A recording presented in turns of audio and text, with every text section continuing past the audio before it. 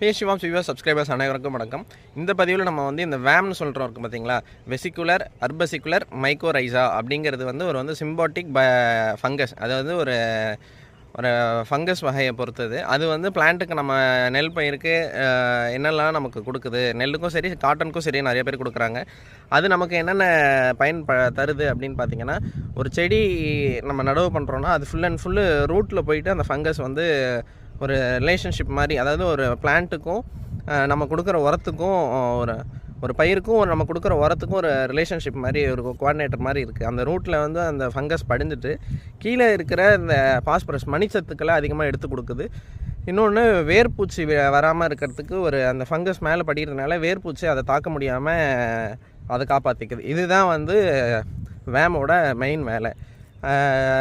கீழே உள்ள நியூட்ரியன்ஸை எடுத்து கொடுக்குதுன்னு சொல்கிறாங்க. அந்த ரூட்டில் போய் அந்த ஃபங்கஸ் படிக்கிறதுனால அந்த வேர்பூச்சிலேருந்து விடாமல், வேர்பூச்சி இல்லைனாலே கீழே கொடுக்குற எல்லா சத்தும் அதை ஈஸியாக எடுத்துக்குது அப்படிங்கிற ஒரு கான்செப்டில் எல்லாருமே வேம் கொடுக்குறாங்க. நான் இது வரைக்கும் 1 வருஷத்துலேருந்து 2 வருஷமாக என்னமோ தான் நான் கொடுத்துருக்கேன். பட் ரொம்ப நாள் ஆச்சு நான் வேம் கொடுத்து. ஸோ வேம் எல்லாருக்கும் கொடுக்கறதுக்கு காரணம் இது தான். நம்ம வந்து குருணையும் ஃபெட்ராவும் போடுறதுனால அது தேவைப்படுறத பொறுத்து இருக்குது. இன்னொன்று, நம்ம ஆரம்பத்துலேயே நார்த்தாங்கால்லையே வந்து நம்ம வந்து ஒரு நோய் மருந்து கொடுத்துட்றோம். மேங்கோ சிப்பு இல்லை அந்த ஸ்ப்ரிண்டர் பவுட்ரு அந்த மாதிரி நம்ம கீழே கொடுத்துட்றதுனால, கார்பன்டைசம் மேங்கோ சைட்லாம் நம்ம கீழே கொடுத்துட்றதுனால நமக்கு வந்து அந்த மாதிரி இதெல்லாம் நமக்கு தேவைப்படுறதில்ல. வேர்பூச்சி நமக்கு இது வரைக்கும் தாக்குனதும் இல்லை.